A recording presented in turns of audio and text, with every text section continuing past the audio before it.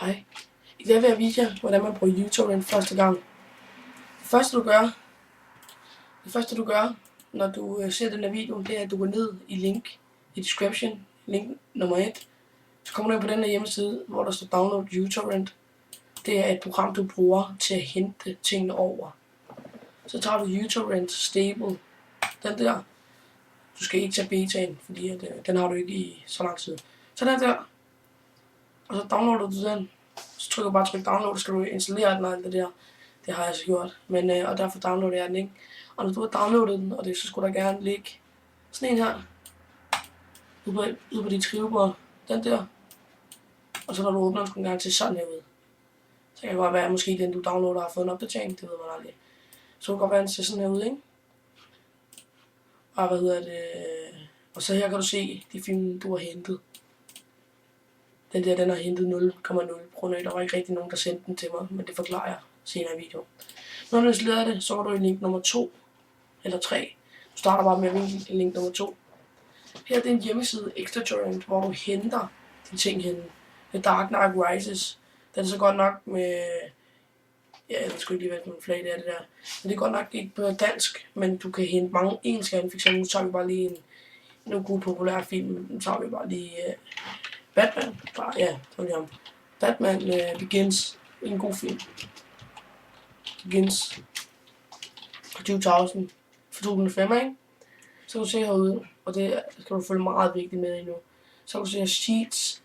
Det betyder, altså S-Sheet, ligesom jeg gør her. Jeg har downloadet The Town, filmen The Town, Diamond, ikke? Og så sender jeg den.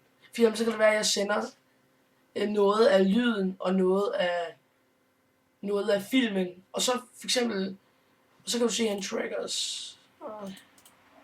Nu er det så ikke lige her. Men så kan du se, så for eksempel her, der er 2, der sender dem. Der er 2, der sender Batman Begin-filmen. Og der er 10, der henter den, så det betyder, at det går rigtig langsomt.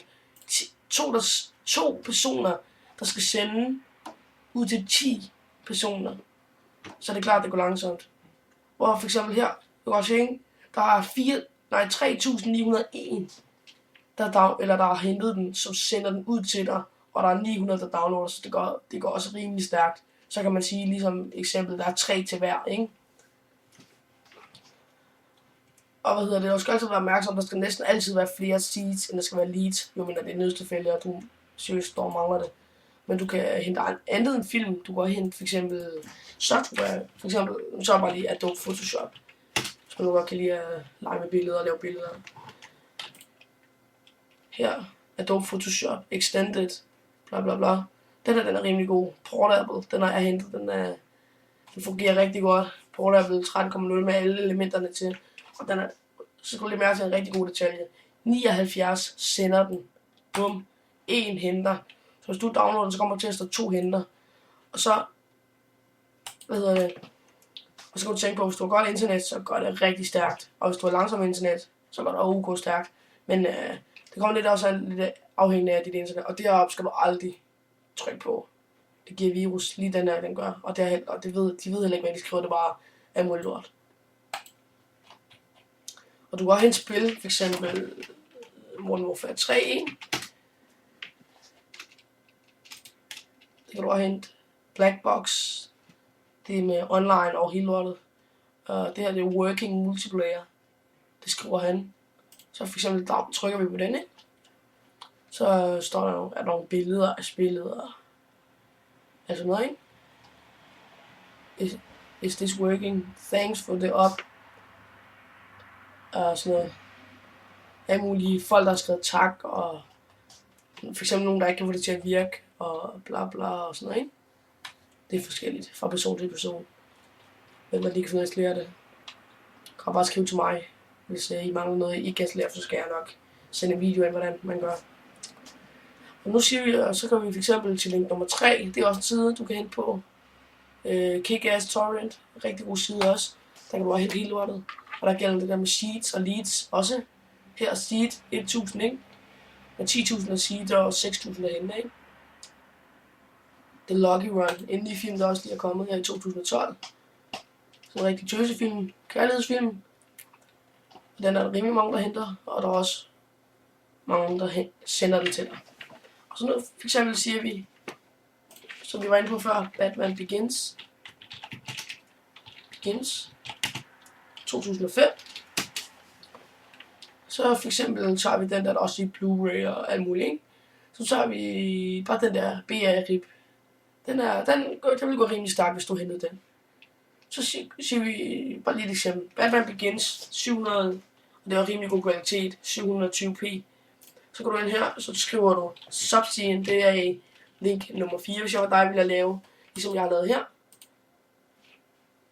Så har jeg lavet en mappe med alle mine downloadsider, hvor jeg henter film hen og spil, og jeg har tænkt mig at lægge alle til, at man er her i hvert fald dem, jeg henter på. Og så kan du skrive Subscene. Det er en, hvor du kan undertekster. Selvfølgelig vil du, hvis du så bare gerne vil se den. For eksempel, der var det Lucky One, ikke? Den jeg lige kiggede på før. Så tager jeg bare lige Batman Begins, for der var vi inde på Batman Begins. Batman Begins 2005, ikke? Arabisk, brasiliansk, dansk, som vi gerne skal bruge jo. Og så er den for eksempel, den er lige der. Der er en, der passer til vores. Og de skulle helst gerne stemme overens, bare nogle af ordene. For eksempel, hvis den hedder en BR-rip filmen, så skulle underteksten også gerne hedde BR-rip. Det derude, det der for eksempel der står H264 lige, det betyder ikke, at, det betyder ikke filmsformaten, det betyder bare, hvad ham der har lavet den hedder. For eksempel her der står der Scope, det skal du aldrig kigge ud efter, og CHD og Anomouse og sådan noget, ikke?